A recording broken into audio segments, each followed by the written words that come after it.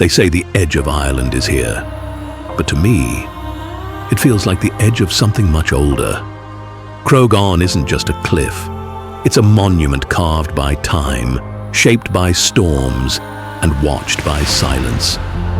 Over 600 meters above the sea, no roads, no crowds, just wind, rock, and raw space. Below, the waves crash endlessly. Behind, the land disappears into mist, and out front, only the Atlantic. This place was never made for comfort. It was made for perspective. And when you stand at the top, looking down, you don't just feel small, you feel humble. Croaghaun is Ireland's forgotten giant. And like all giants, it waits in stillness. Not for you to conquer it, but to finally notice that it was always here.